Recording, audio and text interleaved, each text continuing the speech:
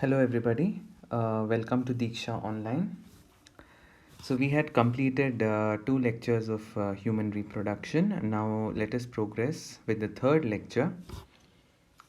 Now as usual, before we go any further, we will be doing a brief chapter overview. Okay, so until now we have completed the male and the female reproductive system, gametogenesis, that is only spermatogenesis we have done with. Then we will be discussing about the formation of the egg. Then the cyclical changes of the female reproductive system, that is menstrual cycle, followed by formation of zygote or fertilization and implantation, pregnancy and embryonic development, and lastly childbirth or parturition and lactation.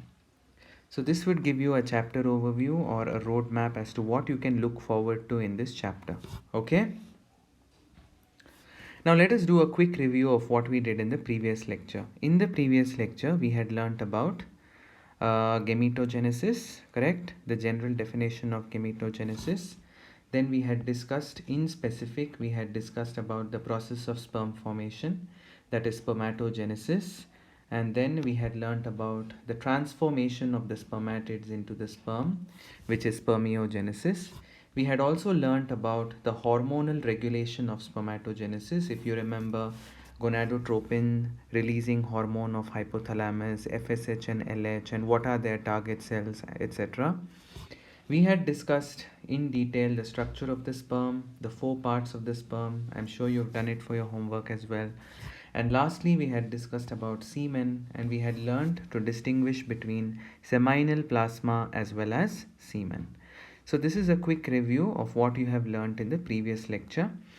In today's lecture, we are going to exclusively focus on oogenesis. So as you must have guessed, since we had already discussed about the process of sperm formation, here in this lecture, we are going to talk about the process of formation of egg or ovum. And this process of the formation or the production of a mature female gamete. See the definition of oogenesis. It is the process of formation of a mature female gamete or egg. Now, where does this process happen? Yes, you're right. So this happens in the gonad. What is gonad? Gonad is nothing but the primary sex organ in case of the female, which is the ovary. So the site of oogenesis is ovary. Now we can divide it into three distinct phases, although these phases are not mentioned in the NCERT. So we can divide it into multiplication phase, the growth phase, as well as the maturation phase. Now I want all of you to focus on the schematic representation. Now it is very important that we go through the schematic representation because I have already told you that the schematic representation of spermatogenesis carries 5 mark. Similarly here the schematic representation of oogenesis also carries 5 marks. Now what are some of the things that you must know in the schematic representation? The first cell that is shown in the schematic representation is referred to as the oogonial cell, which is nothing but the female germ cell. Now I will be drawing some parallels between what we have learnt in the previous lecture, okay? Now in the previous lecture, if you remember, for the male germ cell, we had called it as the spermatogonia, isn't it? Now here we are going to call the female germ cell as the oogonia or the oogonial cell. Alright, so the red cells which is shown over here in the schematic representation, and can you see that they're dividing by mitosis? Wasn't it the same in spermatogenesis as well? There was a phase where these oogonial cells were dividing only by mitosis.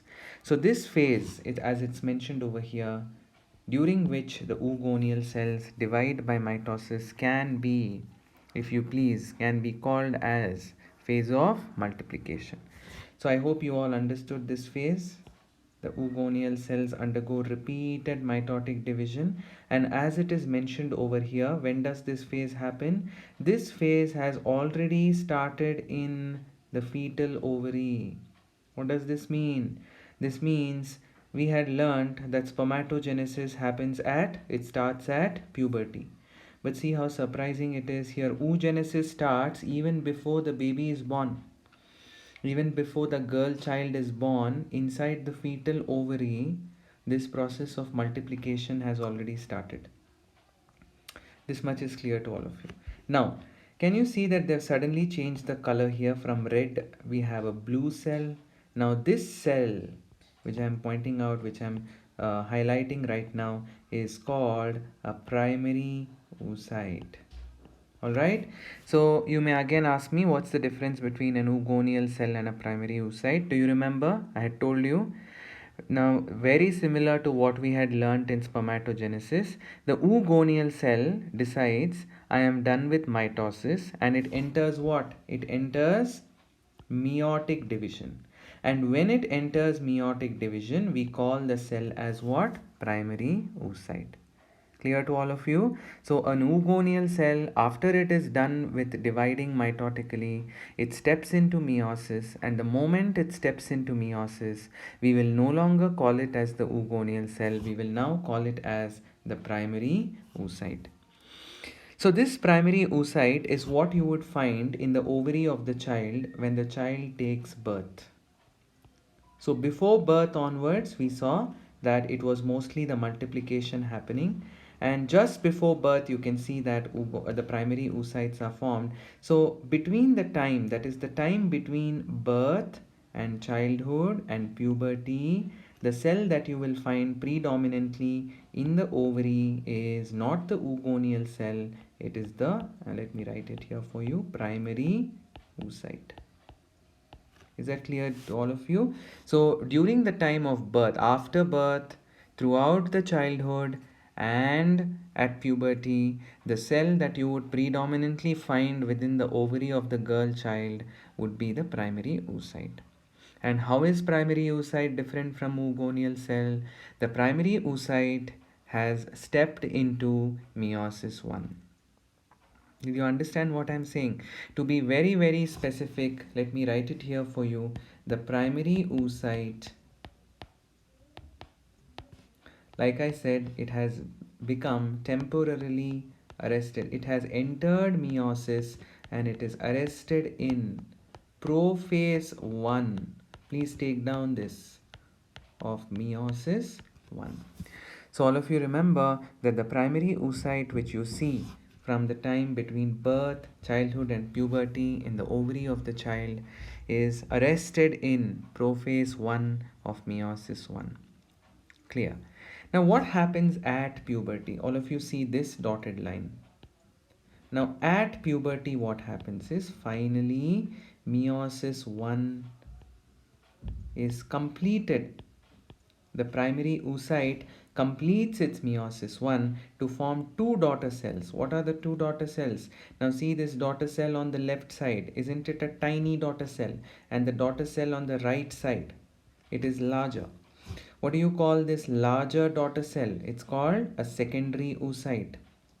And because it is a product of meiosis 1, by now you all should be aware it has become haploid. N is equal to 23. All the phases that we learned before, that is primary oocyte and oogonia, they all have 46 chromosomes in them because they are 2n is equal to 46 diploid. But now the secondary oocyte has become haploid. What about the other daughter cell? The other daughter cell is very, very tiny. And what is this tiny daughter cell called? It is called polar. It should be Polar, okay? Polar body. First polar body. Did you also identify that in spermatogenesis, the product of meiosis 1 were two equal sized secondary spermatocytes, but here the product of meiosis 1 is one smaller first polar body and one larger haploid secondary oocyte. Clear? Good.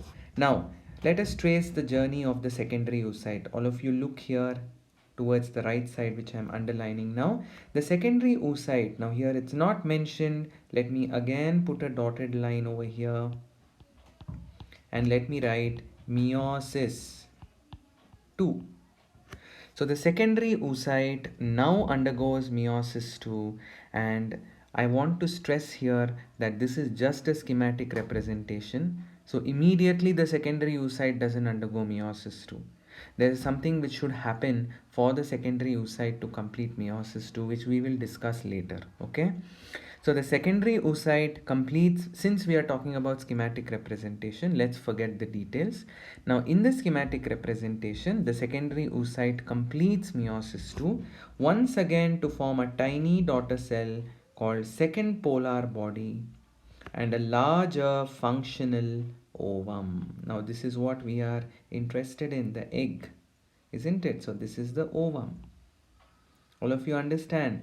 And now did you notice we started off with one oogonial cell? I told you that this is an oogonial cell. So let me write it here for you.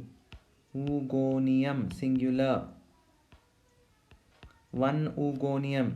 It became primary oocyte. Can you tell me how? It said no to mitosis. It said I'm done with mitosis, and it enters meiosis. To be very precise, it gets arrested in prophase 1 of meiosis 1. Now this primary oocyte gave us one secondary oocyte. So first degree is primary, second degree is secondary, and secondary oocyte gave us one ovum. So from one oogonium, we end up with only one ovum. So what is the ratio here? 1:1. In spermatogenesis, do you remember? From one spermatogonium, we got 4 sperm. But here, from one oogonium, we are getting only one ovum, one functional ovum. So the ratio is 1:1. Is that clear to all of you? I hope it is not confusing. So one oogonium becomes one primary oocyte because it decides to leave mitosis and enters meiosis 1. The primary oocyte completes meiosis 1 to form a single larger secondary oocyte and a smaller first polar body, and that completes, the secondary oocyte completes meiosis 2 to become a larger functional ovum and a smaller second polar body. So the ratio is 1:1. So I hope the schematic representation of oogenesis is quite clear to you. You can always rewind. I hope you're aware of that. And please go through the schematic representation again if in case you have any doubts. Okay. Now, once again, what I would like to now discuss with you is, I told you that whatever we discussed in the previous slide was exclusively limited to the schematic representation. But there are so many other things which are associated with the process of oogenesis which is happening inside the ovary. That we are going to learn now.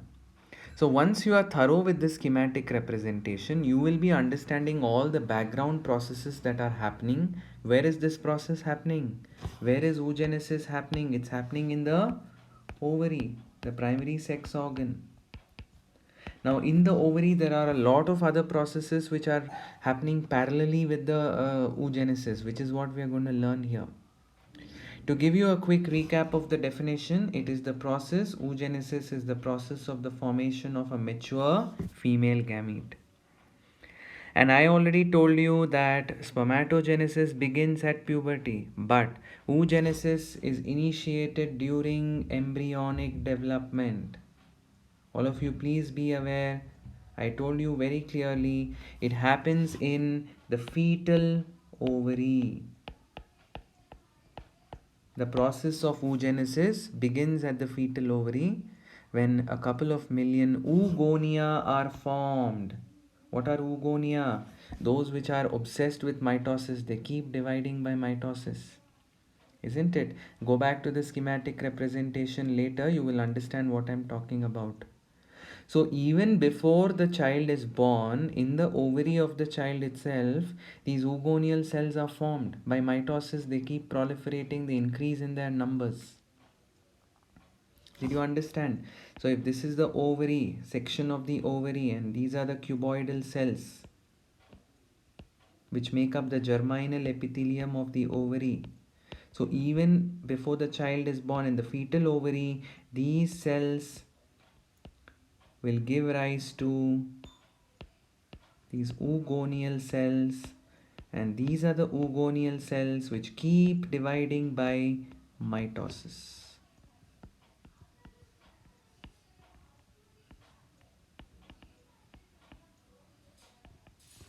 And if you remember, oogonium has 2n is equal to 46. Did you understand? So this is the section of the ovary. You're seeing inside the ovary. And these cells are the, what are this? What is this layer? This layer is called the germinal epithelium. And the cells of the germinal epithelium produce oogonial cells. When are these oogonium produced? Not after the birth, before birth in the fetal ovary. Is this step clear to all of you? I am telling you again, this is complementary to what you have learned in the schematic representation, but we are learning specifically with reference to what's happening inside the ovary here. It's the same as the schematic representation, but like you see, a lot of additional details. Okay, next. Now here we are still talking about before the birth of the child. That means we are still talking about the events which are happening in the fetal ovary during the fetal development. I told you that oogonia are formed. And do you remember what is the difference between oogonia and primary oocyte? Yes, they enter meiosis 1. I had told you the oogonia say no to mitosis. They are tired of mitosis. Now they enter into meiosis 1 and they get arrested in which phase? Prophase 1. And now these oogonial cells are no longer called oogonial cells. What are they called now? They are called primary oocytes. Please don't forget, in spermatogenesis it was spermatogonia and primary spermatocyte. Let me write it here for you. It was spermatogonia or gonium, which became primary spermatocyte. Let me draw a parallel, you'll understand. In oogenesis it is oogonium, which became primary oocyte. 1 degree is primary, please remember. And how did this happen? Because they quit mitosis.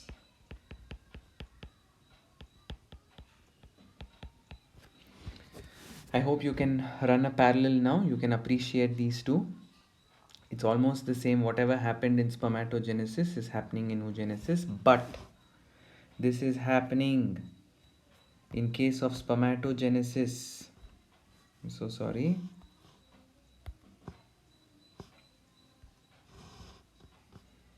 Okay. So like I said, in case of spermatogenesis, remember this happened, everything happened at puberty. But here in oogenesis, this is happening in fetal ovary. This quitting mitosis part is happening in fetal ovary. Okay. So oogonia, how did oogonia become primary oocyte? By entering into prophase 1 of meiosis 1. So they are no longer undergoing mitosis. But are the primary oocytes alone? In the schematic representation, we saw that primary oocyte was a blue cell. Red cells were oogonia, primary oocytes were blue cells. But are they alone? Is it alone? No. And since this got erased, let me write here. Where is this happening? In the fetal ovary. So if this is a primary oocyte which has now entered into what? Meiosis 1. It is not alone inside the ovary.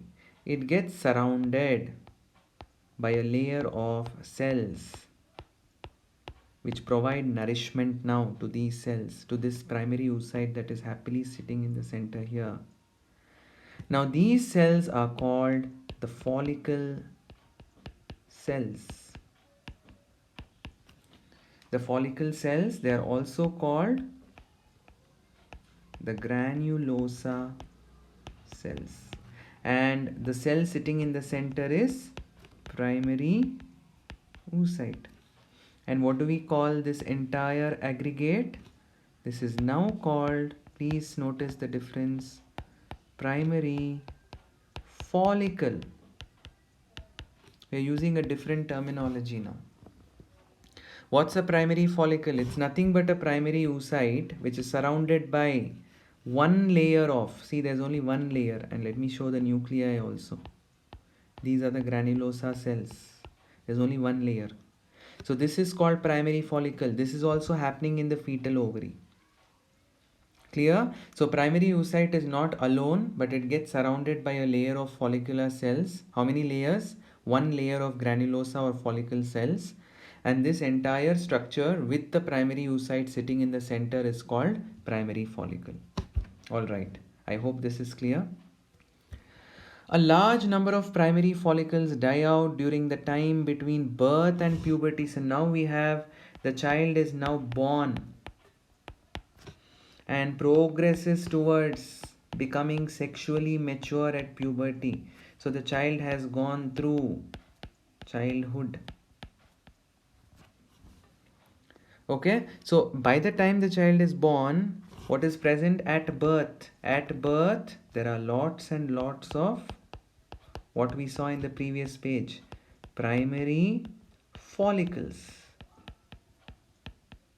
By now you should understand that primary follicle means primary oocyte in the center, and how many layers of granulosa cells? Yes, one layer of granulosa cells. They are saying that at birth she has lot of primary follicles in her ovary, but by the time she passes through her childhood and by the time she steps into puberty, many of them die.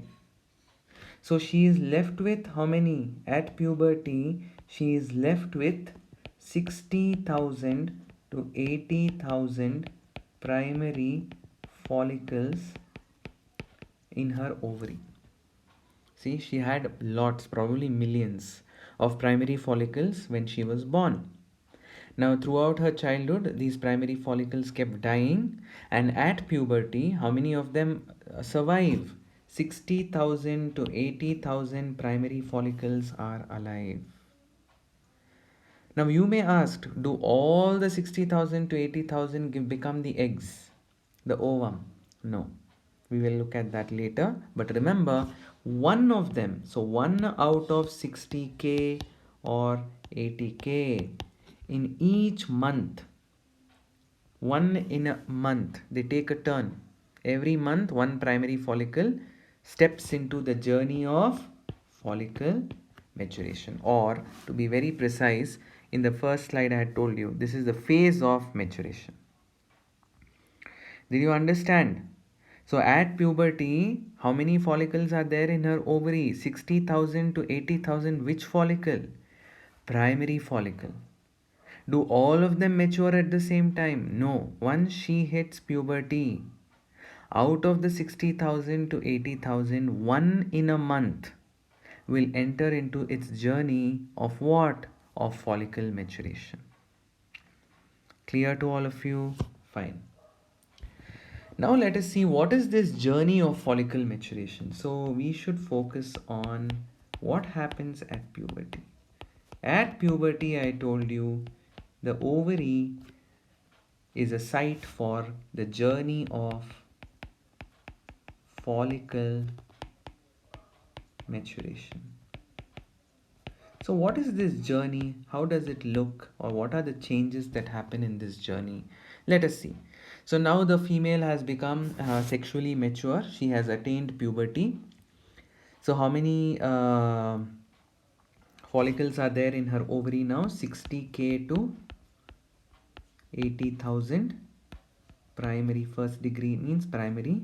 It's a short form. Primary follicles are there. Now, will all of them mature at the same time? No, one in a month. So let me take one of them. So this is one primary oocyte follicle. Is this the follicle? No, this is only the oocyte. So what should I draw to make it a follicle? I must draw a layer of granulosa cells. Okay, so all of you agree that this is a primary follicle now. So let me label it here. Primary follicle. Now when it sets off in its journey, let's imagine this is the primary follicle that is chosen for this month. Now every month the female undergoes a reproductive cycle called menstrual cycle. So this primary follicle happens to be the one which has started off its journey during that particular month. Out of how many? Out of 60,000 to 80,000. Okay. Now this primary follicle, see how it changes now. The cell inside is not changing, okay? It is still primary oocyte only. Remember, primary oocyte is arrested in meiosis 1, prophase 1. But now can you tell me the difference between what I drew and what I am drawing right now? Can you see that there are more layers of granulosa cells? Isn't it? Almost doubled, roughly let us call it as doubled. Yes, and can you see another protective layer has started to form outside? Okay, now this is called a secondary follicle. I will label the parts of the secondary follicle. The outer protective covering is called the theca. This is the multi-layered. I told you how the number of layers have increased. These are nothing but, again, we can call them as follicle cells or we can call them as granulosa cells. The cell in the middle is still primary oocyte. Did you understand? So the difference between a primary follicle and a secondary follicle is that in the secondary follicle, a protective covering called theca develops. The layers of granulosa cells, which are providing nourishment to the oocyte, increases around it, and the cell sitting in the center is still a primary oocyte. So this is the first leg of the journey where a primary follicle, a 1 degree follicle became a 2 degree follicle. 1 degree is primary, secondary, 2 degree is secondary. This much is clear to all of you? Okay. Now let us see what happens to the secondary follicle. The secondary follicle becomes a tertiary follicle. How does this happen? So let me draw it again for you here. So I am showing you the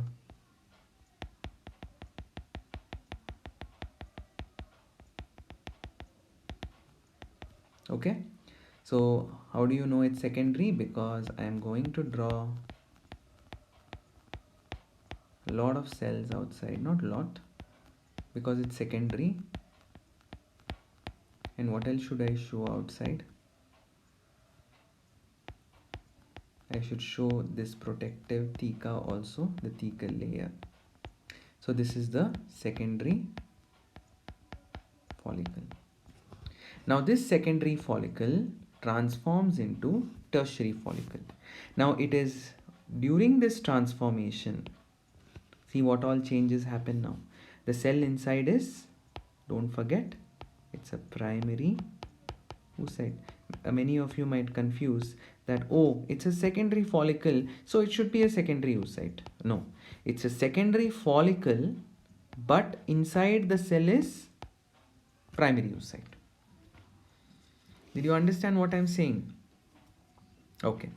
So now at this stage, while the secondary follicle is transforming at the tertiary follicle stage, let us see what all changes happen. See what's happening here. This is the cell in the center. Now notice what changes I'm bringing about here.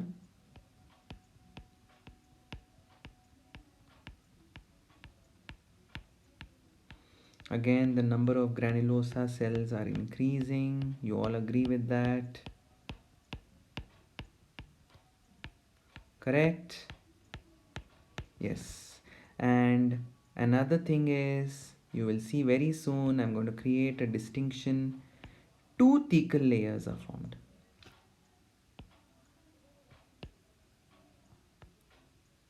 One with a straight curved line and one with a zigzag line. See? And did you all notice that there is a cavity here inside that follicle? See this cavity, it's filled with a liquid.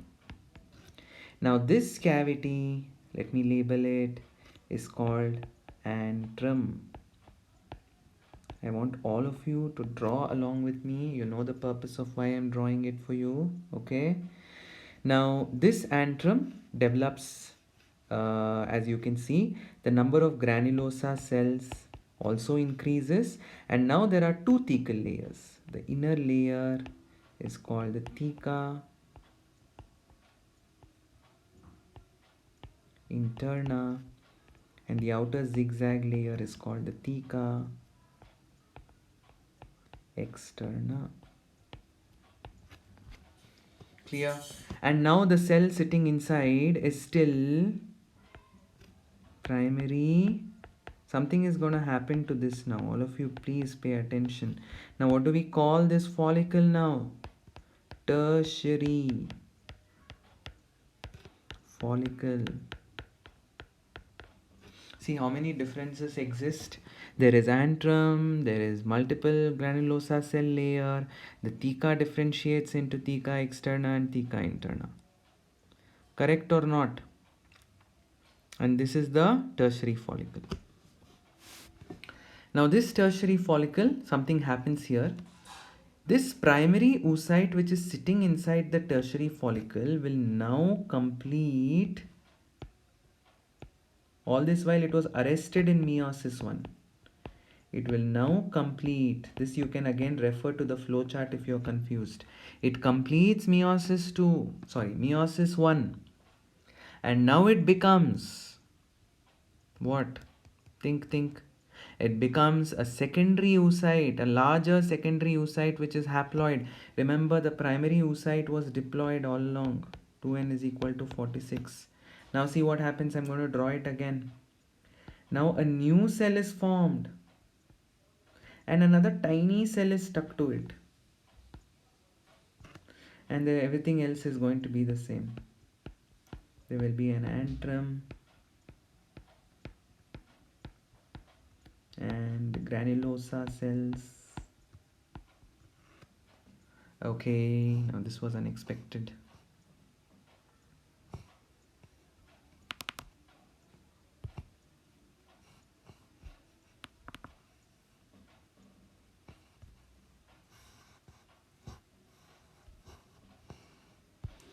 Please bear with me. Okay, now I think I'll have to draw it all over again.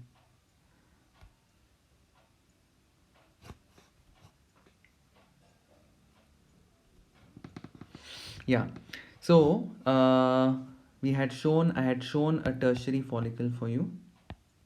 Do you remember? You can always rewind and you will be able to see what a tertiary follicle looks like. But it had what in it? Primary oocyte. Now I had told you that this primary oocyte completes what? All along it was arrested, but now it's going to complete what? It's going to complete its meiosis 1. Okay, and now when it completes meiosis 1, I told you there is a cell. What do you think it's called? Secondary oocyte, and a tiny cell stuck to it. So let us label it later. First let us draw it off. This is the antrum, the space. These are the granulosa cells. See, multiple layers of granulosa cells. And then this straight curved layer is theca interna and zigzag layer is theca externa. I should have drawn this cell even more tinier. Okay, so this cell, which is the larger cell, this larger cell is now called secondary oocyte. It has only haploid number of chromosomes. Why? Because it's a product of what? Meiosis 1. The follicle is still tertiary follicle only, but the cell inside has changed. And this tiny cell, if you go back to the schematic representation, it is called the first polar body. I hope you know all this is happening at puberty. So finally, it is in the tertiary follicle that the primary oocyte completes its meiosis 1 to give rise to a larger secondary oocyte and a smaller first polar body. And by now you know what are the parts of a tertiary follicle. Alright? Now this is not the end. Now this tertiary follicle becomes massive in size. Again, I'm going to show the secondary oocyte and this tiny cell is first polar body. Now it becomes so massive. See, the number of granulosa cells around it will increase so much. The antrum also has become so huge now. Now that means the tertiary follicle has become fully mature. See?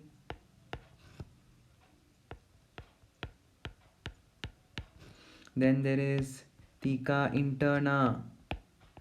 Then there is theca externa. Now this with the secondary oocyte sitting inside and the first polar body, but with a massive antrum and lot of granulosa cells. This is referred to as Graafian follicle.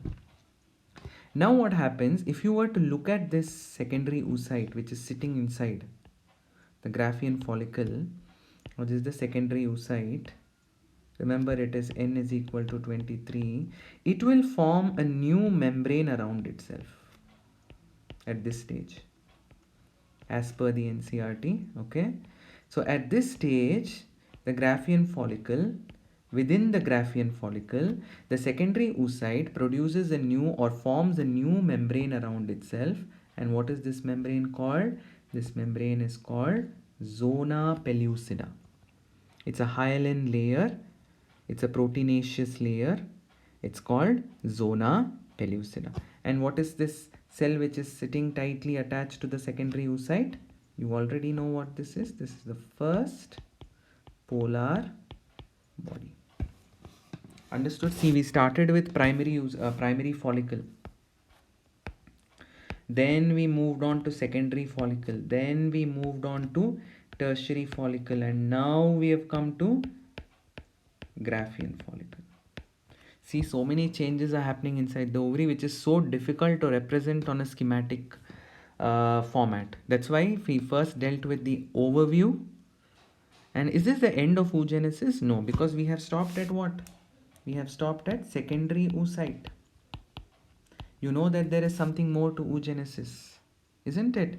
So now what happens is this secondary oocyte, if you go back to the flow chart and see, the secondary oocyte is the one that completes its meiosis 2 to form what? Functional ovum. Yes. Now where is this Graafian follicle? It is sitting inside the ovary. This is the ovary. Imagine this is the ovary. Okay. Now very close to the ovary is the fallopian tube.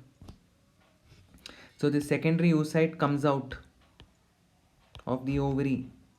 It is released out of the ovary. This process where it is released is called ovulation. And then from the ovary it enters into the fallopian tube. Then once it is inside the fallopian tube, if it meets the sperm, then only it will complete meiosis 2 to form what? To form a larger ovum and another tiny cell which will die out, the second polar body. Did you understand? Are you trying to, if it's too much, we will discuss it later again anyways. But I hope you got the idea. The job of the journey of secondary oocyte in the ovary is completed here. It comes out of the ovary, goes into the fallopian tube. This is the infundibulum. It goes further inside, but there's no space here, so I'm showing it here only for you. And if it meets the sperm, see the word I'm using, if it meets the sperm, then only it completes its meiosis too, and to become this larger cell called ovum, and this tiny cell is called the second polar body. Okay, so this is what, see, such a complicated thing is represented so easily in the form of a scheme, in the form of a flowchart. But if you get into the details of what's actually happening inside the ovary, you'll have to cover all this, isn't it? Yes. So I hope it's clear to all of you. So that means from one oogonium and one primary oocyte, we ended up with ovum, but with all this journey happening, follicles are changing. These are all. So what I've shown here is, this is the follicle development, primary to secondary to tertiary. When does, in the primary and the secondary, which is the cell that is present, it's the primary oocyte. In the tertiary follicle, what happens? Primary oocyte becomes secondary oocyte. In the Graafian follicle also, it is secondary oocyte. The secondary oocyte is coming out of the ovary here by a process called ovulation. The secondary oocyte goes into the fallopian tube and meets the sperm to complete meiosis 2. Remember, the secondary oocyte is a product of meiosis 1, but it is yet to complete meiosis 2. So it will complete meiosis 2 only when it encounters the sperm.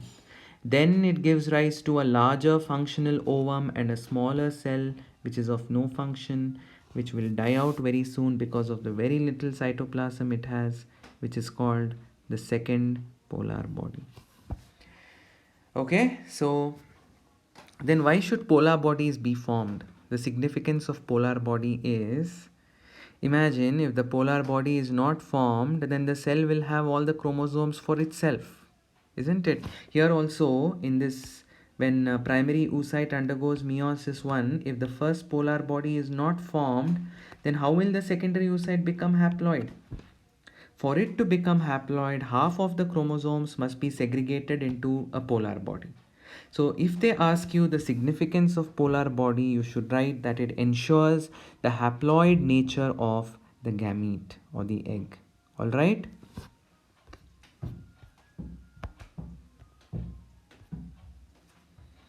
Okay. So now here you can see, in this picture here, you can see the different follicles I was talking about. See, primary follicle, secondary follicle. Here they have shown antrum here itself, but antrum is not there in the secondary follicle. This is actually the tertiary follicle. Then see, this massive follicle is the Graafian follicle, and see how it is rupturing to release the secondary oocyte. This is the secondary oocyte, and where does it go? It goes into the fallopian tube, and who does it meet over here? It meets the sperm. Correct? So the further parts of it we will discuss later, but until here it is clear to all of you, right? You can see the different follicles here in the ovary. This is the sectional view of the ovary. If you remember, we had called the central area of the ovary as medulla and this peripheral zone as cortex. Collectively, the tissue in the ovary is called, what was it called? Do you recall?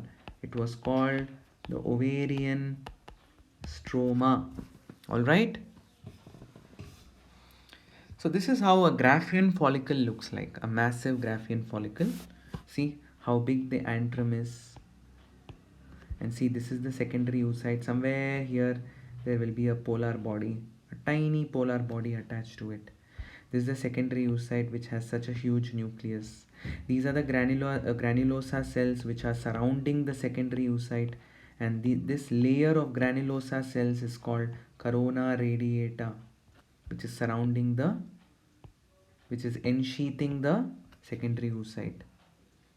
And this disc-like area, you can see this disc-like area where this corona radiata is attached to the granulosa layer. This layer is called granulosa layer. Actually, this layer is called, this ensheathed layer of granulosa cells is called cumulus oophorus. They've given a different name here, which is also correct.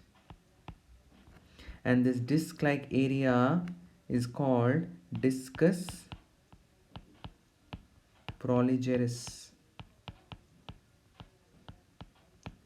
The disc-like area connects the cumulus oophorus to the granulosa proper. This layer is the granulosa proper, this entire layer here, membrana granulosa. And then you can see outer theca externa, inner theca interna. We had seen that there are capsule layers over here. We had also learnt that in the tertiary follicle, in the Graafian follicle, the secondary oocyte forms a new membrane around itself. This new membrane is referred to as what? Zona pellucida, correct? So this is how the Graafian follicle actually looks like under the microscope. When a thin section of the ovary is taken under the microscope, you can see, and you can see this hyaline layer here. They have labeled it as zona pellucida. There is a thin transparent covering around the secondary oocyte, and then somewhere here you will find the first polar body, the tiny polar body that is trapped over there. It's going to die anyway, and this is the chromosomal material of the secondary oocyte. And this is the antrum, the fluid filled cavity. The fluid in the antrum is called, there is a fluid called the liquor folliculi. The fluid within the antrum is called the liquor folliculi. Ovulation, I had already talked about the rupturing of the Graafian follicle to release the secondary oocyte. It doesn't directly go into the fallopian tube. First, for a time being, for a very small period of time, it's in the pelvic cavity, and then it is taken up by, you all know that the oviduct has, if this is the oviduct, it has a funnel shaped portion with fimbriae on it. This is the infundibulum. So this fimbria will take up the secondary oocyte. It will draw the secondary oocyte into it. And the process where the Graafian follicle ruptures to release the secondary oocyte itself is called ovulation. 1 mark question they will ask you. See, the oocyte or the ovum, it's wrong to call it ovum at this stage. It should be called secondary oocyte. Is taken up by the infundibulum and it makes its way into the fallopian tube. So this is the real image of, this is the ovarian wall. This is inside the surface of the ovary, and see, you can see the egg coming out, and this part of the ovary is ruptured, and this process is called ovulation. See how this is the Graafian follicle, and see how the Graafian follicle is rupturing over here to release the secondary oocyte. So here it's labeled correctly, secondary oocyte is released.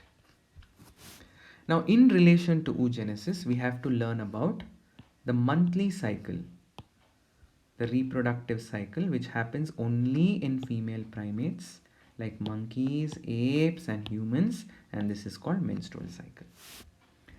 When does menstrual cycle begin in a female? It begins only at puberty, and the first menstrual cycle is called menarche. All this is 1 mark question. What is menstrual cycle? What is menarche? The first menstruation begins at puberty, and this first menstruation is referred to as menarche. Like I told you, this is a very important, if I have not told you until now, I'm sorry, 3 mark or 5 mark question in your board exam. They will ask you the different steps of the menstrual cycle. Remember, it is the reproductive cycle, it's the cyclical changes associated with the female reproductive system found only in female primates. And the first menstruation begins at puberty and it is called menarche.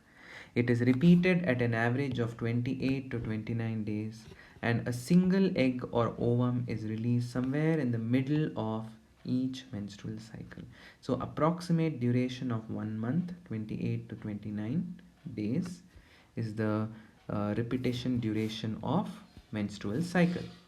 So we will go through quickly what are the different phases of the menstrual cycle. Now let us start from day 1 of the month. This is not obviously uniform for all the females. So it is just a rough figure here we are considering. So let us say day 1 of a month. Day 1 of a month up to day 3 of a month or day 5 of the month is the first phase of menstrual cycle, which is called the menstrual phase. So like I have mentioned here, it lasts for about 3 to 5 days. And what is this menstrual phase associated with? This menstrual phase is associated with bleeding or the menstrual flow. So there is loss of blood through the vagina. And why there is bleeding associated in this phase? Because the inner wall of the uterus, which is called the endometrium, will undergo degradation. You must be aware that the inner glandular and vascular, meaning richly supplied with blood, layer of the uterine wall is endometrium. So during the first 3 days or the first 5 days of the menstrual cycle, which is called the menstrual phase, the endometrium will degrade, it will disintegrate, and also the blood vessels in the endometrium will disintegrate. Correct? So in the uterus, so if this is the uterus, let me just draw a rough diagram of what we had learned in the female reproductive system. The inner wall, do you remember there was a layer which had lot of folds in it? This is the endometrium. So this gets disintegrated and there's loss of blood and cell debris to the outside through the vaginal canal. This is the fallopian tube. I have not shown the entire fallopian tube. So this is what happens during the menstrual phase or the bleeding phase. The bleeding is called menstruation. Okay. So one of the characteristic feature of menstrual phase is bleeding or menstruation. Menstrual, let me highlight here, is derived from a root word mensis, which is Latin for month. Because it is a cycle that repeats every month, it is called menstrual. Okay, so you now know the etymology, the origin of the word menstrual, and what happens in the first phase. The first phase extends between 3 to 5 days. It is associated with menstrual flow due to the breakdown of this innermost lining of the uterus, and this innermost lining is called the endometrium. Now remember these two questions because the questions are posed in the textbook. The theory is provided in the textbook, but I have made questions out of it because it is too early for us to deal with this concept right now. I will come back to this phase again, to this slide again. The question is, what causes bleeding? Why should the endometrium disintegrate? And what if a woman does not experience bleeding? What if she doesn't menstruate in a particular month? What does it mean? What significance or implication can be attached to it? So I am coming to these questions again later. Okay.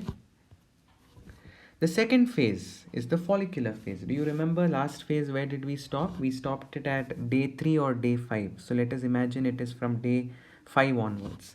So follicular phase starts from, when does it start? It starts from, I'm writing it here, day 6 of the month to day 13. So the follicular phase starts somewhere between day 6 to day 13. What happens during this phase? We've learned this in Oogenesis. One primary follicle, I told you, every month out of 60,000 to 80,000 that is there at her puberty, one of it, the chosen one, will start its journey towards becoming Graafian follicle. So one of the primary follicle becomes secondary follicle, secondary follicle becomes tertiary follicle, tertiary follicle becomes Graafian follicle. So all these first degree, second degree, degree means first degree means primary, secondary, tertiary, these are all follicles. So this process is happening during the follicular phase. The journey of that primary follicle towards becoming a mature Graafian follicle. Something else is also happening. Just a day before, the endometrium had become disintegrated and it had given rise to, or it had led to a lot of bleeding or menstruation. So that endometrium must form once again. It regenerates through division. The cells undergo division or proliferation. So whatever had shed off, the endometrium will grow back once again during this follicular phase between day 6 to day 13. And who is responsible for this regeneration? Imagine. Let me show you again a rough diagram. This is the uterus, and the endometrium had become damaged and it had led to blood loss. But now what has to happen is the endometrium has to grow back. See, once again it develops that uneven layer, and this is what is happening during this phase, follicular phase. This is called regeneration. The hormones responsible for this are gonadotropins.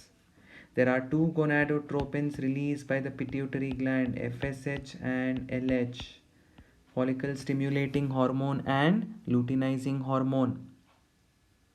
So during this follicular phase, the FSH and LH levels gradually increase, and because the FSH and LH level increase, the growing follicles will start making another hormone called estrogen. So let me put it here for you. FSH, LH have a stimulatory effect on growing follicle, which may be primary, secondary, tertiary, Graafian also, and they in turn will make the female sex hormone called estrogen. This estrogen helps in regeneration of which layer that had become disintegrated, endometrium. So it helps in regeneration of endometrium. Okay, so this gives the entire crux of what's happening in the follicular phase. All right, now the next one is the ovulatory phase, which is the shortest phase because it lasts only for one day, day 14. Around this day 14, both FSH and LH levels will become high, and there is a sudden increase in the level of LH. This sudden rise in LH level is called LH surge. And this causes rupturing of, which is the follicle that breaks and releases the secondary oocyte, Graafian follicle, and release of ovum. Is it correct to call it ovum? No, it is actually the secondary oocyte. This process we had learnt earlier is called ovulation, and this happens in which phase? In the ovulatory phase of the menstrual cycle. So in the ovulatory phase, like I said, it's only the shortest phase. It's only lasting for a day. There is a rapid rise in LH level. Actually, there's a peaking of both FSH and LH, but the rapid secretion of LH is what causes rupture of the Graafian follicle. And when the Graafian follicle ruptures, what happens to the ovum? To be very precise, it's not ovum, it's the secondary oocyte that is sitting inside. It comes out, and who takes it up? Do you remember? It is taken up by, what is this? It's not a hand. It's the infundibulum of the fallopian tube. So it makes its journey inside the fallopian tube, and it waits for whom? It waits for the sperm. Alright, so when is this egg released? To be very precise, secondary oocyte release during the ovulatory phase. This is the third phase of the menstrual cycle. The last phase of the menstrual cycle is called luteal phase. What just underwent rupturing? Graafian follicle. Isn't it? The Graafian follicle burst out and it released what? Secondary oocyte. Whatever remaining parts of the Graafian follicle are there after it bursts out, that transforms into a yellow colored structure called corpus luteum. Okay, so let me make it as simple as possible here for you. So this is the ovary and this is the Graafian follicle, and it has ruptured and the egg has come out, the secondary oocyte has come out. And now again this is the ovary, and this ruptured Graafian follicle has become corpus luteum. So once it has ruptured and the secondary oocyte has come out, this Graafian follicle has transformed itself into corpus luteum. And what is the role of corpus luteum? The role of corpus luteum is to secrete lots and lots of a hormone called progesterone. So the corpus luteum produces progesterone. Why progesterone? Because you saw how estrogen helps in the endometrium to grow back. Once the endometrium has grown back, if this is the uterine lining and if this is the endometrium, once it has grown back, this endometrium has to be maintained. The maintenance job of the endometrium is done by progesterone. Why should it be maintained? Tomorrow, if there is pregnancy, if the embryo comes and attaches here, this is the embryo.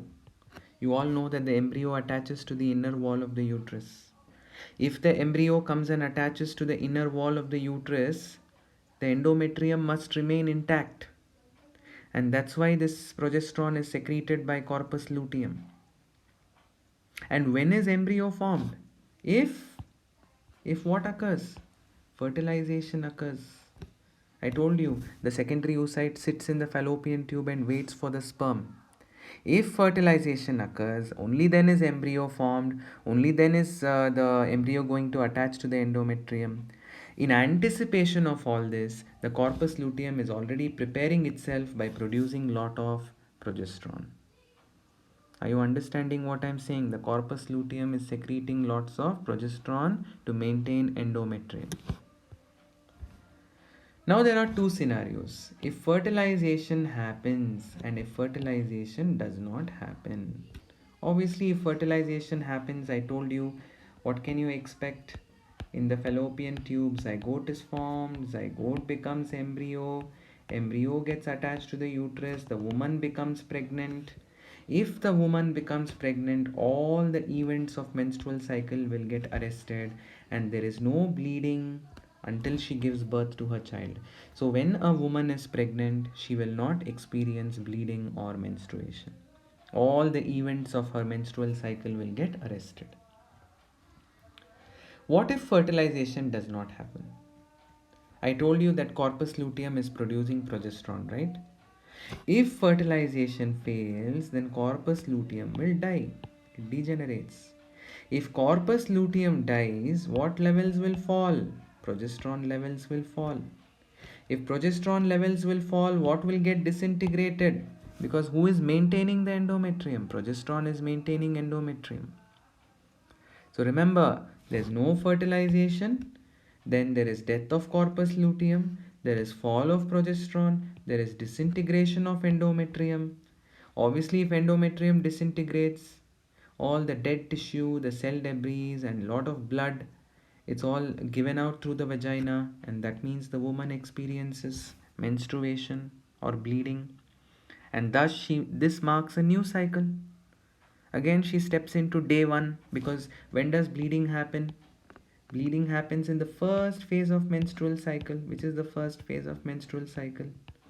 The menstrual or the bleeding phase, isn't it? So if she is not pregnant, if her egg is not fertilized, then she steps back to the first phase, and then the whole month again the cycle repeats. If she is pregnant, then everything gets arrested. There is no menstruation. I hope it's clear to all of you. Two scenarios. If fertilization occurs, if fertilization fails. Okay? Now coming back to the question, what causes, you remember I told you to to keep to register this slide at the back of your mind. Two questions I had asked. Now answer this question yourself. What causes bleeding or menstruation? I will not answer this. You will go back, refer to the slides, or based on the explanation you will. Why is she experiencing bleeding? And suppose a woman does not experience bleeding, what does it indicate? In the previous slide I told you, when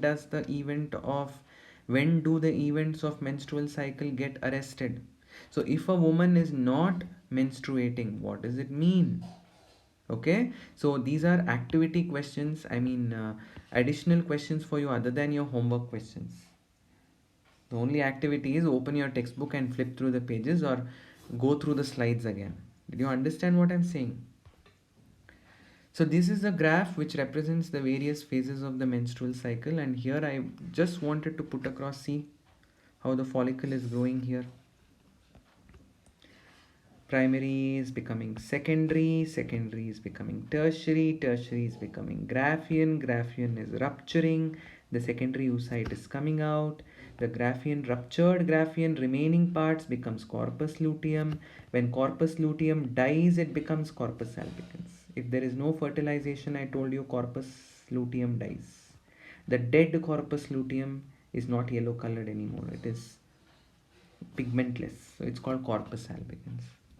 And see how in the phase of the cycle, which is the ovulatory phase, 14 day, I'm highlighting here below, 14th day, see there is peaking of both FSH, but who is peaking the most? LH.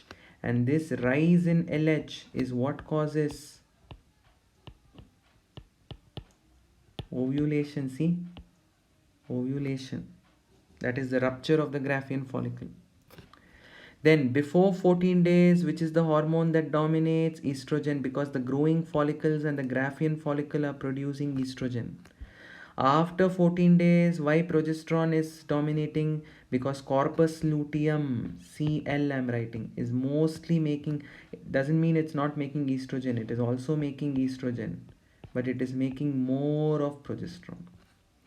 Then when corpus luteum dies over here, see the progesterone level becomes flat. And that is what is responsible for degeneration or disintegration of endometrium, that causes bleeding. See here how thin the endometrium has become, and here how thick it has become. So this continuous cycle keeps happening. You've learned, you've written the function of endometrium, right? Okay. In humans, menstrual cycle ceases at 50 years of age, and this is called menopause. The cessation, permanently it gets arrested when a woman becomes 50 years, 45 to 50 years of age. And this cessation is called menopause. 1 mark definition question. Okay, so what did we learn today? To summarize, schematic representation and a lot of internal details of oogenesis in relation to ovary, inside how it exactly happens inside the ovary. Structure of the Graafian follicle, cumulus, oophorus, discus proligerus, membrana granulosa, antrum, isn't it? Ovulation, rupture of the Graafian follicle, releasing of the secondary oocyte, don't call it ovum, secondary oocyte. Menstrual cycle, the 4 phases of the menstrual cycle. What were the 4 phases? Menstrual phase, follicular phase, luteal phase, and before that a 1-day phase, ovulatory phase. Correct? Homework for today. Please take down the questions. You may pause this video and take down the questions. Write the schematic representation. I have not asked you to explain, but still I've given it a 5 mark, allotted 5 marks to it, because you have to be very careful when you draw the scheme. You have to show which happens when in the fetal ovary, which happens from growth to puberty, from birth to puberty, after puberty, etc. How many primary follicles are present in the ovary at puberty? 1 mark. Name the membrane that is formed by secondary oocyte. 1 mark.